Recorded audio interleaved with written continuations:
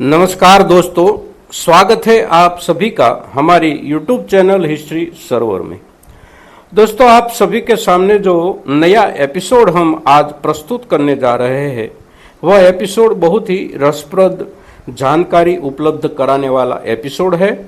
आप अगर विद्यार्थी है तो आपके लिए ये जानकारी अचूक आवश्यक जानकारी तो है ही, किंतु आप अगर कोई उच्च स्तरीय स्पर्धात्मक परीक्षा की तैयारी में है तो आपके लिए यह वीडियो आपके सिलेबस का अनिवार्य हिस्सा है। और अगर आप एक जिज्ञासु नागरिक है तो ये वीडियो एक अत्यंत रसप्रद ज्ञान स्रोत है जो आपके पास अवश्य होना ही चाहिए। दोस्तों, आपको लगेगा कि इस वीडियो में यानी हमारे इस एपिसोड में ऐसा भी क्या है कि मेरी ओर से आपको इस वीडियो से जुड़ने के लिए इतना आग्रहपूर्ण निवेदन किया जाता है। तो ध्यान दीजिए दोस्तों कि ये आग्रह हम आपसे इसलिए कर रहे हैं कि आप आज के वीडियो में हम आपको हमारे देश के वह इंफ्रास्ट्रक्चर के बारे में खास जानकारी देने वाले हैं जो इंफ्रास्ट्रक्चर हमारे देश के विकास के रीढ़ की हड्डी है। इसलिए आप इस एपिसोड को अवश्य देखें और उसे समझने का मौका उठाएं। तो देखिए दोस्तों, आप ये तो जानते ही हैं कि किसी भी विकसित या विकासशील राष्ट्र के लिए सबसे महत्वपूर्ण होता है माल परिवहन। खान पान के लिए हरी सब्जियों से लेकर अयस्क भारी भरकम खनिज और यंत्रों तक की चीजें देश में एक स्थान से दूसरे स्थान तक पहुंचाने के आंतरिक परिवहन से चलकर दुनिया के हर कोने तक का साजो सामान परिवहन करने में दरियाई यानी समुद्रीय परिवहन सबसे महत्वपूर्ण परिवहन तंत्र होता है। उसके लिए सबसे पहली आवश्यकता होती है किसी भी देश के पास समुद्र वैभव। दूसरी आवश्यकता होती है सुविधापूर्ण बंदरगाह। हमारे देश के पास करीब 7,517 किलोमीटर जितनी लंबी कुदरत दत्त समुद्र रेखा है, जिसके तट पर बंदरगाह स्ट्रक्चर स्थापित करके राष्ट्रीय अंतर्राष्ट्रीय माल ढुलाई का काम हमारे देश ने सहस्त्राब्दियों पहले से ही चलाया है, जिसका एक रोचक और रोमांचक इतिहास जो है उसे और वह पुरातन काल से लेकर आज के आधुनिक युग तक की हमारी उस क्षेत्र की जो उपलब्धि है उसे हम आज आपके सामने प्रस्तुत कर रहे हैं दोस्तों, जिसे जानने का मौका भला कौन गवाएगा, आप भी मत गवाना। तो दर्शक मित्रों, सबसे पहले हम हमारे प्राचीन समय के बंदरगाहों का ब्यौरा ले तो भारत का सबसे प्राचीन बंदरगाह के जो अवशेष मिले हैं वह है लोथल। सिंधु सभ्यता जो कि करीब 4000 वर्ष पहले विसर्जित मानी गई है, उसी सिंधु सभ्यता का वह नगर लोथल जिसके अवशेष जहां से खोजे गए हैं वह स्थान है गुजरात स्थित सौराष्ट्र प्रदेश में खंभात खाड़ी के किनारे और आज के अहमदाबाद से दक्षिण में करीब 80 किलोमीटर के अंतराल पर। खोजबीन के आधार पर ये पुख्ता प्रमाणित हो गया है कि लोथल बंदरगाह से उस समय यानी कि 4000 वर्ष पहले तक लगभग पूरे एशियाई देशों के साथ व्यापार होता था। उसके बाद का सबसे प्राचीन बंदरगाह माना जाता है आज का भरूच, जो उस समय में भृगुकच्छ के नाम से विश्व में प्रसिद्ध था। भरूच भी गुजरात राज्य के दक्षिणी प्रदेश में खंभात खाड़ी पर ही है, जहां नर्मदा अपनी यात्रा समाप्त करके समुद्र में मिलती है। वह नर्मदा और सागर संगम का मुहाना यानी कि भृगुकच्छ बंदरगाह।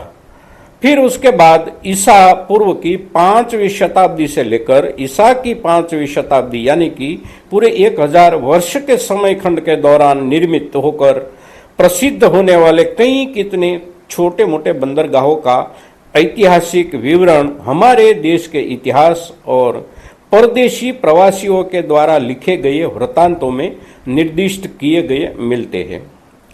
उस विवरणों पैकी प्रमुख बंदरगाहों की सूची देखें तो सबसे पहला नाम आता है ताम्रलिप्ति बंदरगाह का, जो भगवान बुद्ध के समकालीन रहा होगा।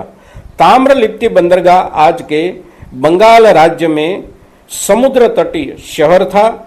उसी ही समय का बंगाल स्थित एक और बंदरगाह था चंद्रकेतुगढ़। फिर उसके समकालीन और उससे कुछ समय के बाद यानी मौर्य काल से लेकर मध्ययुगीन भारत के अन्य प्रसिद्ध बंदरगाह थे पुम्पुहार, तूतीकोरिन, कालीकट, सोपारा इत्यादि। उसमें से कई बंदरगाह आज भी अपने दर्जे का दबदबा बनाए हुए हैं। फिर आधुनिक भारत के बंदरगाह की सफर हम करें तो आज के समय भारत के विविध तट पर 12 बड़े और विशाल बंदरगाह पूरे विश्व के साथ अपना नाम और काम जोड़कर दिन रात चलायमान है। मध्यम और कुछ छोटे कद के मिलाकर 200 से करीब और भी बंदरगाह हमारे देश में है।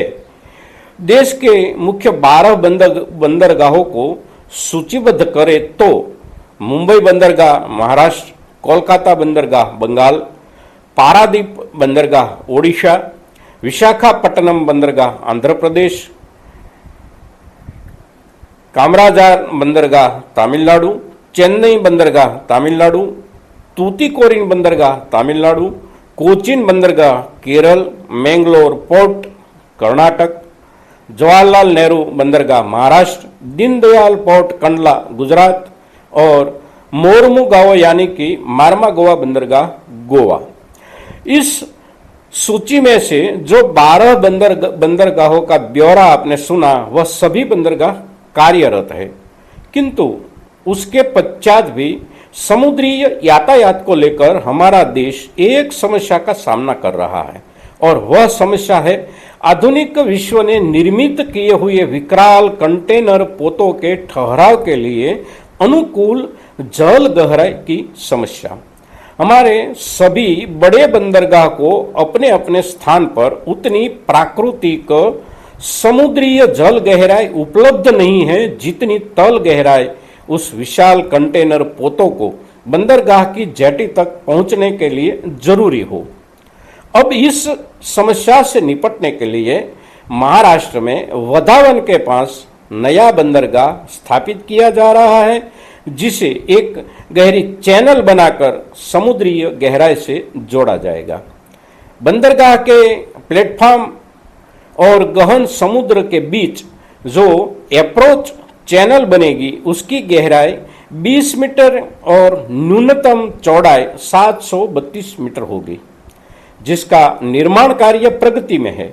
निर्माणाधीन वधावन बंदरगाह जो है इसे बनाने में उसकी जो लागत आंकलित की गई है उस राशि है 76,200 करोड़ रुपये, जिसमें 2 हिस्सेदार हो गए। एक बड़ा हिस्सेदार है जवाहरलाल नेहरू पोर्ट अथॉरिटी यानी JNPA, जिसका हिस्सा रहेगा 74%।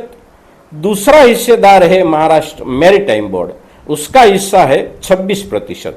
ये बंदरगाह जब काम करने लगेगा तब वह देश का सबसे बड़ा ऐसा बंदरगाह होगा जो बंदरगाह के प्लेटफॉर्म पर दुनिया भर के बड़े से बड़े कंटेनर कार्गो भी शिपमेंट कर सकेंगे।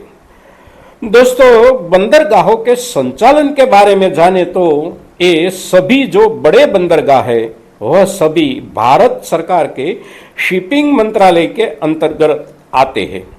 उसका स्थानीय संचालन करने के लिए पोर्ट अथॉरिटी होती है। संचालक की व्यवस्थापन और ठोस जवाबदेही को सुनिश्चित करने के लिए पुराना पोर्ट ट्रस्ट अधिनियम कानून जो था उसे संशोधित करके कानून का नया स्वरूप जो गठित किया गया वह कानून प्रमुख बंदरगाह प्राधिकरण अधिनियम 2021 है, जिसके चलते 1963 का पोर्ट ट्रस्ट अधिनियम निरस्त हो गया और अब पूरे भारत के प्रमुख बंदरगाह उसी नए कानून के अंतर्गत काम करने को बाध्य है।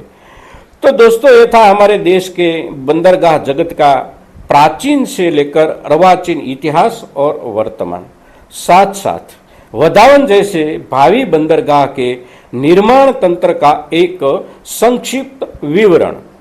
हमें लगता है कि आपको हमारा यह प्रयास अवश्य ही अच्छा महसूस हुआ होगा।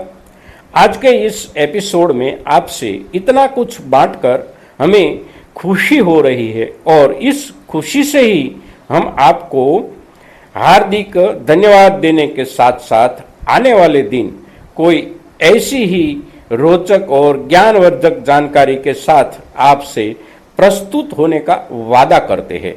आज के दिन आप सभी को जय हिंद, जय भारत।